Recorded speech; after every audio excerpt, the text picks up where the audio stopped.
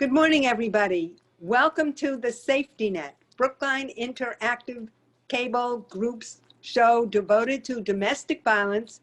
But during COVID, we've expanded the subjects that we're addressing. And with us today, we have three esteemed leaders in the area of domestic violence. First, Elizabeth Scho, who's the director of Journey to Safety, the Jewish Family and Children's Service responses to domestic violence and dating abuse since March 2010. Before working at JF&CS, Elizabeth served for 25 years in victim services, specializing in child abuse and domestic violence at both the Middlesex and Suffolk County District Attorney's offices. Then we have Dawn Schuma, licensed social worker, co-executive director and clinical director of ATASK, Asian Task Force Against Domestic Violence, since 2010. She has worked in social services for over 27 years, predominantly with underserved Asian and Pacific Islander populations in various settings, and service delivery systems in both Hawaii and Massachusetts. And then Lauren Nackel, the community engagement specialist for Reach Beyond Domestic Violence, which provides prevention and intervention services to 27 towns and cities in the greater Boston area. Ms. Nackel has a background as a domestic violence advocate for survivors in emergency shelter and specializes in engaging communities through trainings and capacity building surrounding domestic violence prevention and response. She's also the former co-chair of LGBTQIA Domestic and Sexual Violence Coalition. Wow. What a fabulous panel. Thank you all for being with us today. I'm going to start with the question of, please tell us a little bit about your organization. I'm familiar with Journey to Safety, very familiar with Journey to Safety, and sort of familiar with Reach, and I really don't know enough about ATASK. So Dawn, would you tell us a little bit about your organization? Yes, thank you, Susan. ATASK is a statewide nonprofit organization and the only multilingual, multicultural organization in Massachusetts specializing in services for Asian victims of violence. Our services are provided in 20 different Asian languages and dialects. The majority of our clients are immigrants and refugees, both documented and undocumented. They are often limited English proficient and or seeking a provider who has deep understanding of their culture. So since the pandemic, our community-based services are in full operation but remote, and our shelter has remained open. And Elizabeth, Journey to Safety? Great, thanks. And Susan, thanks for hosting this, all of us here at the Safety Net. This is a really great opportunity for the community to learn more about the work that we all do. So Journey to Safety is the domestic abuse program at Jewish Family and Children's Service. We were founded 20 years ago by a Jewish survivor who noticed that there were no existing programs that were specifically targeting the Jewish community in Greater Boston. And since then, we've grown and expanded. We provide direct services both to the Jewish community and also with specialized linguistic and cultural services to the Russian-speaking community. We're one of two programs in the state that has a dedicated advocate that does that work. And our services are open to all who turn to us, regardless of their background or beliefs. And among the many things that we do, like my colleagues, we also have a legal service, and we have a teen dating abuse program called Teen Safe, where we educate peer leaders to educate their peers in the Jewish community and beyond about dating abuse and how to help prevent and dismantle it. Wow. And Lauren, Reach. Thank you, Susan. It's wonderful to be here with you all today. So Reach Beyond Domestic Violence is an organization that provides support services to all survivors of abuse that are in the greater Boston Metro West area. We serve 27 cities and towns throughout that service area. We provide our services in both English and Spanish, and we have both a shelter program that we operate as well as a community advocacy program for folks who are living anywhere in those 27 cities and towns, including Brookline. They could be in a relationship with someone that they have no intention of leaving, trying to think about how to leave safely, or even have left a while ago, but still needing some support. All are welcome to reach out to our services. I'm a part of our prevention team, so my role is to go out into the community to start conversations to help build the confidence and the competence of different service providers, friends and family and neighbors to be able to better support the survivors in their lives, whether that's through training, through working with faith communities, or through other avenues that are more creative and unique. We meet people where they are and we're able to provide the support that we can in those different spaces. We did also, we have a 24/7 hotline, and we recently launched an online chat platform. So for folks who aren't wanting to make a phone call, they can reach with us through an online chat, similar to a customer service type platform that is one of our staff or volunteers on the other side able to provide support. So do all of your 3 organizations, I'm an attorney, provide legal services also? We do not. We might be the only one who doesn't. We do referrals and have great partnerships with places. Journey to Safety has been a great connection for us in different spaces. Greater Boston Legal Services is also a connection, but we're not able to provide the legal services per se. What about ATASK, Dawn? We do. We have a legal program and 2 attorneys on site. Does anybody, somebody mentioned that they deal with undocumented immigrants. Does anybody do VAWA? I'm asking for a personal reason. Anybody who's handled a VAWA case, violence against women? Yes. Yes. Do I? Yes. So, We'll talk off. And Elizabeth, do you? Does so we certainly have connections with attorneys that represent VAWA, people applying for VAWA. Really good to know. I just want to say one thing, Susan, that our Journey to Safety does not have counsel that are on our staff, and rather we have a model of where we have a panel and we pay those attorneys a low fee. So we call it our low model. And so it's funded through a grant. Wow, but at least you provide services. You can refer. Okay, so if an attorney such as me calls you, which I have many times, I've called Julie in a panic, the client could be referred out if the case is worthy of that, correct? Yes, and if we can find an attorney who can take the case, yeah. Right. That's a problem during COVID, I'll tell you. It is, yeah. Listen, all of you, COVID in my practice, I'm getting phone calls every single day from panicked people, both batterers and survivors. Have you noticed changes in the number and types of calls you've been getting since the panic took hold in mid-March? Elizabeth, I'm going to start with you. Sure. We have noticed some change. Initially, there was actually a real lull, and it was very quiet, and that was a kind of unnerving as well. And then we've noticed that definitely over the last, since January through October, which is when I last checked all of our data, and we noticed an increase in the new clients that we received calls from. We also noticed that the kinds of needs, the sense of urgency, the ways to be in touch with people was more challenging because people were in their homes with their abuser all the time. And so it took more creativity on the part of the survivor to find ways for us to be in touch with her safely.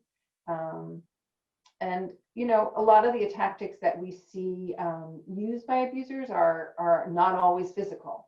So it can be harder for survivors to reach out for help sometimes because they don't have the black eye. A lot of the abuse is really just, it's always around some kind of pattern of controlling behavior, but it can be other kinds of tactics as well. And we're seeing some of that too during this time that's different, using COVID as a tactic against the survivor.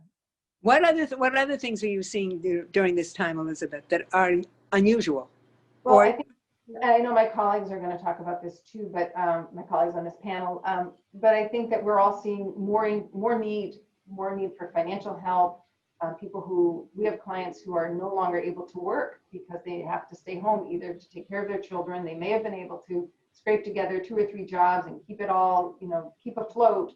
And now because they have 3 children at home and they need their help all the time to be online and go to school, or it's not safe physically for them, they're a health risk, or they have a older member, a family member, or somebody else in their home who's a health risk. So we're seeing all those kinds of things. So we're helping with rent, we're helping with emergency food cards, those kinds of things. Lauren, what are you seeing? You know, a lot of the same things that Elizabeth was just naming. We had that same lull period initially in our calls, and we saw them really rise, but the types of calls changed a little bit, similar to what Elizabeth was just talking about. Our advocates are spending a lot of time talking with people about things that they weren't necessarily doing before. We've all had to learn how to adapt to this pandemic, and we're doing a lot of safety planning, not just around the abuse that people are experiencing, which we know is increasing in various ways, both physically and emotionally for many survivors, but we're doing safety planning around visitation for parents who are having co-custody with their children who are afraid to bring them to be with another parent who may or may not be following the same protocol. We're also seeing that on the flip side as an abuse tactic. That the other parent, the abusive parent, might be saying that you're not a safe person for our kids to be around. And that's another way that they're trying to take that power and control away again. In response to a lot of this, we've figured out how to adapt to systems. We have been doing a lot of conversations around where to get testing sites, what is available for people with or without insurance. We've had to learn a lot of things. We've worked with many survivors who've been exposed or contracted the virus and some who have lost their lives because of it. So we've had to learn a lot about the different systems that are available, the support systems, how to connect people with attorneys, not just for the abuse, but also with help writing wills and power of attorneys and other documents that are needed in this unique time that we're experiencing. Dawn, are you seeing the same things? Very much the same things. I think the only thing that I'd add is that what's been complicated for us are the language barriers. The majority of our clients, about 95%, are limited English proficient and speak many different Asian languages. And accessing those services that have now become telephonic and web-based are just impossible to reach without a bi or multilingual provider. So our staff who speak over 20 different languages are just really tapped out on that end and trying to figure out how to connect them. Wow, that's really, so COVID has really added another layer to what was Absolutely. very, Amplified it. yes, And multiple layers in some ways. and multiple layers. And you haven't increased your staff. Have any of you increased staff? And what about funding for the added layers? Does this mean that you're busy writing grants, and are there even grants available? There was a flurry at the beginning of the pandemic for sure. Okay. What are your concerns about the upcoming winter? I hear on the news from those in command, and I don't know who they are because it changes regularly, from CDC and FDA, that the next 60 to 90 days are going to be worse than Pearl Harbor as far as, and a really, really grim winter. Are you hearing that? And how can you advise the people who call you on what to do? It's a great question, Susan. We are absolutely feeling the anxiety and the fear from so many folks that we're talking with about what's to come in the next 3 to 6 months.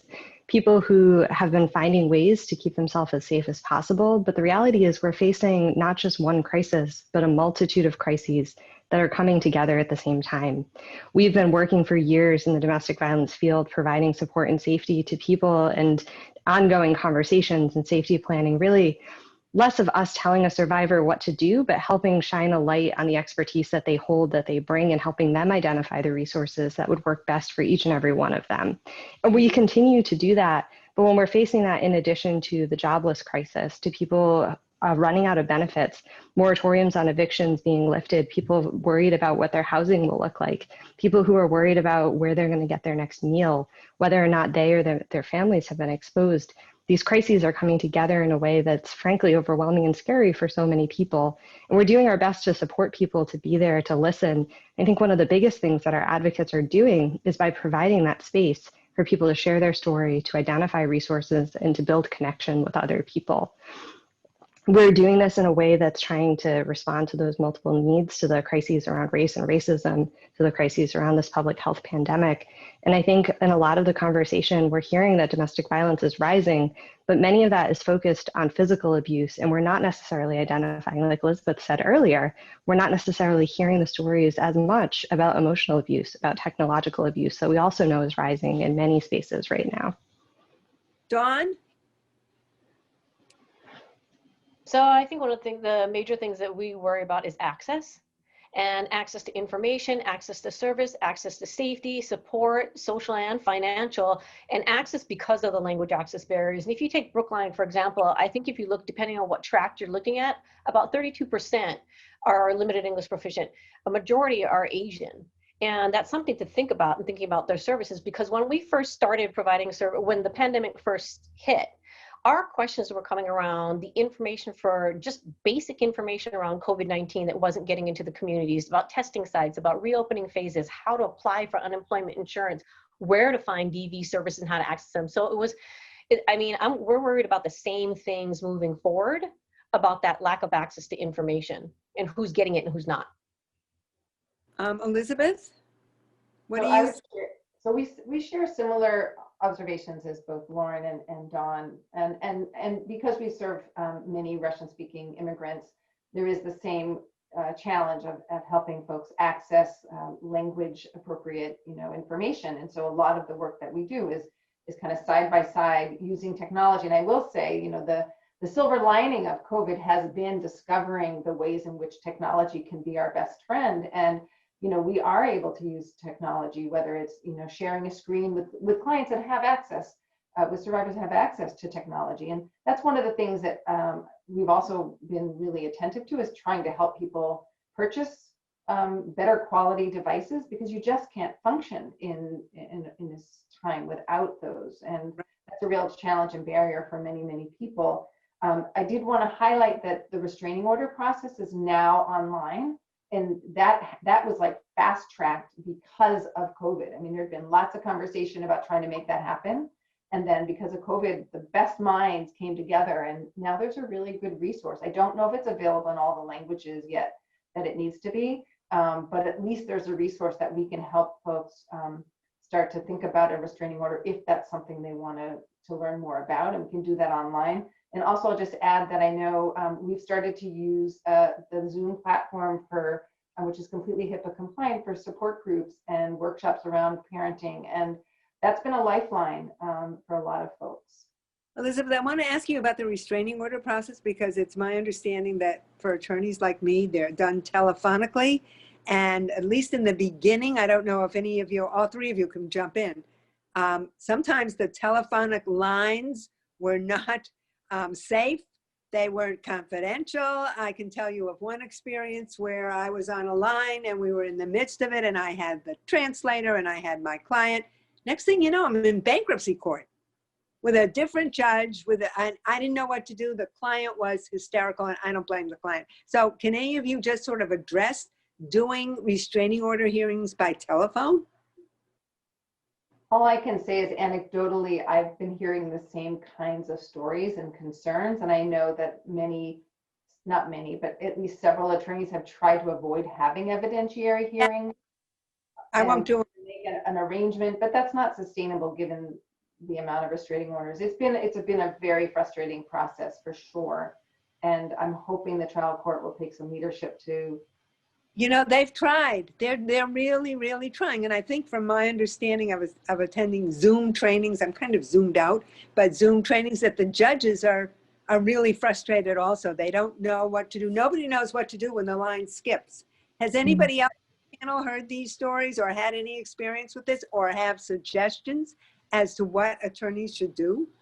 Oh gosh, I wish I had suggestions. I did want to highlight along the same path, one of the ways that we've seen an impact in the program and the supports that we can offer to survivors is around our support with restraining orders. And not every survivor will seek a restraining order, but for those who do, it used to be that we could drive someone to court. We could sit next to them throughout that process. We could be there as an emotional support. We're not attorneys, so we can't speak for them, but we can be there with them throughout that process so they're not alone.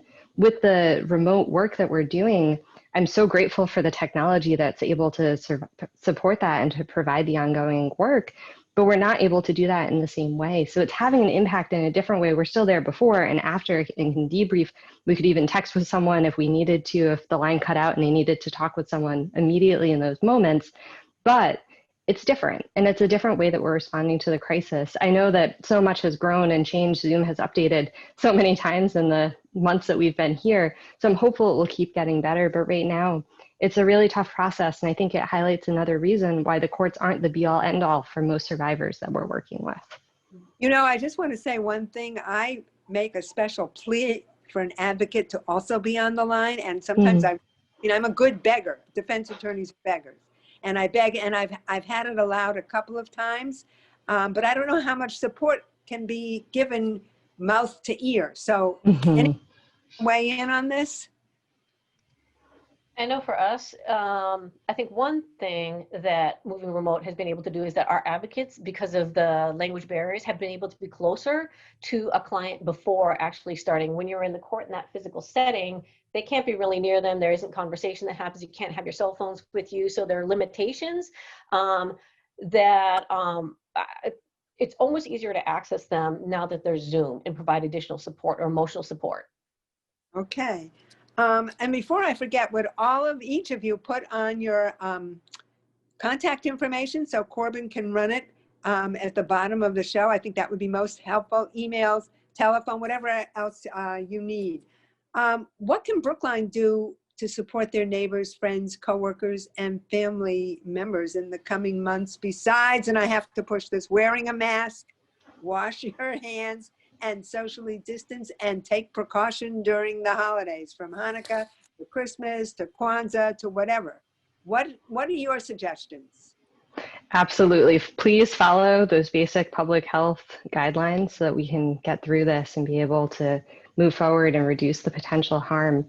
When we're thinking about survivors, it really starts first and foremost with listening to survivors in your life and believing them. And I know that that sounds like a simple, small thing, but for so many people, when we know both the person who's causing harm, the abuser, as well as the survivor in a relationship, it can be so hard to understand that this person that we know and love is experiencing this, but another person who we also may know and love could be causing that harm to the other person. So when someone comes forward to you and shares their story, it takes such incredible courage, such incredible trust in being able to say the words, I believe you, I'm so sorry you're experiencing that, I'm here for you, does more than you may ever think. It starts with that, but it also starts with recognizing that not everyone can start that conversation themselves. While we're physically distant from one another, while we're through these little boxes on our screens, making time to reach out in a way that feels as safe as possible. For some people, that might be FaceTime or calling, it might be taking outdoor walks with people, it might be connecting through small outdoor gatherings. It's gonna look different in different situations, but just touching base, letting someone know that you still care, that you see them, especially if it's been a while. It doesn't need to be a big conversation, but those small conversations add up and make a real impact. When you're talking to someone, honoring their expertise, so if they tell you, I do not want to break up with this person, but I want support, starting from that place, being able to believe them and know that they know what's best in each situation. I think the most important thing that people can do is know your resources, know about programs like Journey to Safety, like ATASK, like REACH, know about local food access programs, about criminal justice programs, criminal legal system programs, knowing about places where someone can get diapers or other types of resources where they may feel comfortable reaching out to a program like us, but other programs as well. Making those connections, bridging those gaps can have a real impact for so many survivors. Okay, anybody else want to touch this question? Sure. One other thing to add is I think the dissemination of information back into communities is really important. So for example, like this cable show is wonderful. It gets information back into the community. There are also... We hope. But there's also a subset of the community that may not be able to access information. And for those that are hearing it though, to get that information back to them, those that might be limited in English proficient, not have access to this information, we can share it verbally. So that's another way to help people as well. Right, Elizabeth? So we think about, in addition to what my colleagues have talked about, we think about how we can also reach people that are in leadership positions that work with the communities that we really target around outreach and raising awareness. So we communicate with clergy, with Jewish clergy and other Jewish leaders. We also, on social media, we have some presence in the Russian-speaking community, which is a way that they're often accessing resources and kind of more in a informal way. So we're, always trying to think creatively about how can we get the message out there and help particularly the clergy see themselves as leaders and, connectors to survivors, because we think it's really powerful for survivors to hear from people with some kind of power in their lives or, position of power in their lives, if it's the clergy or someone on the news or someone in the community, legislators, all of that. So I think that's part of what we also think about. That's really good. That's so important. And I have a question that I don't know if you're prepared for, but are you getting calls about how do we get the vaccine? Are you able to make any arrangements for your clients to connect with that vaccine, with getting the vaccine, or you're not getting calls? Elizabeth? We are not getting direct, that I would say a significant number of direct calls at this time. Okay. Lauren? I think that would be similar for us. I imagine that we'll start getting those calls with the news breaking that the vaccine is starting to make its way to the States. And I know one of the priority areas will be congregate living situations. So we'll be figuring out how that impacts different populations that we're working with. I did want to just add one small thing onto what Elizabeth was just speaking to about the connections with clergy and with leaders in the community. It made me realize that one thing I don't think we've highlighted is that our programs are here for survivors, but we're also here for people who care about survivors. So if you find yourself in a situation where you're concerned about a sibling, a neighbor, a friend, a family member, a person who goes to your synagogue, you can also call our programs. You can also reach out to us through our online chat, and we can support you in that process. We know not all survivors will ever come through our doors, whether they be physical or virtual, but many survivors will turn to people in their lives, and we can be there to support you throughout that process. Great.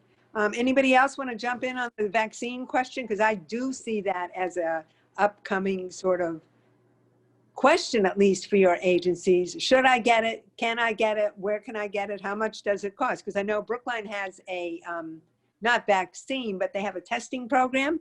And for certain members of the population, it is not chargeable. They don't charge. But then for others, there's quite a charge, and the others have to go to their insurance company on their own. So I think things are moving, and we're moving hopefully in the right direction, but it's very, very complicated. And I'm wondering if survivors can even tackle the complications dealing with everything they're dealing with.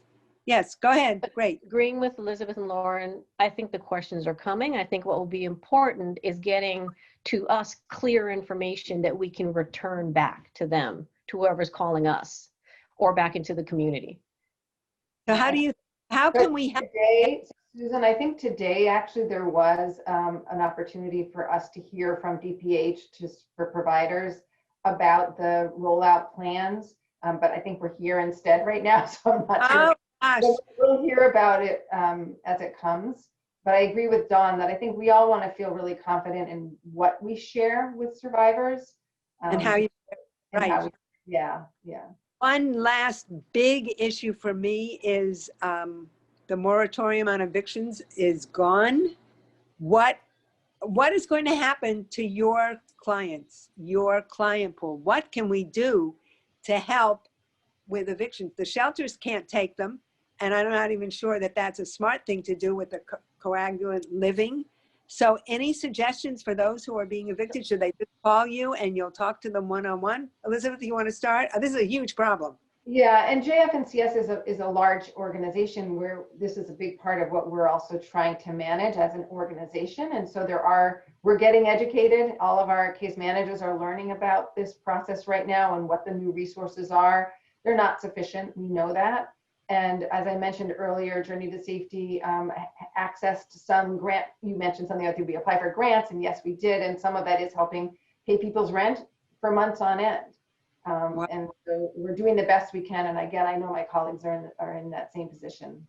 Dawn, you have anything to add? So I could say that the moratorium on eviction has been of little help to our clients, many of them who are often being exploited by their landlords anyway. So they're not under that safety protection, even if they could apply for it. So we're paying their rent on a month-to-month basis until they can get at stable footing. So client funds are a big need for us. And so it hasn't had much change for many of our clients. Lauren? I'm seeing similar to what both Elizabeth and Dawn just said for some of our survivors, especially folks who may have additional barriers like lacking documentation. We are seeing that they were never protected through this program regardless in many cases, or may not trust the program or trust government enough at this point, given everything that's been happening, that they'd be willing to file for things like that. We're doing a lot that we can, and we know that the need will always be greater than the funds we have available. So we're responding, connecting with local resources. It's absolutely a great starting point. There's a number of programs. If you're a survivor, connecting with one of our programs may be an option, but we can't guarantee anything. And we're really just doing a lot of the fundraising, a lot of the pushing, and trying to figure out how to best support the folks that we're working with. Wow. Well, our time is up, and Lauren Nackel of REACH, Dawn Sauma of ATASK, and Elizabeth Schoenbeiner of Journey to Safety. I can't thank you enough. I hope you'll come back as a panel in the first of the year so we could follow up on some of these, as in the vaccine issues, evictions. Thank you again, and please put your contact information on the bottom. Corbin, thank you for this show. We really appreciate all that Big does. Thank you, and be safe and be healthy. Thank you. Thank Thank you. you.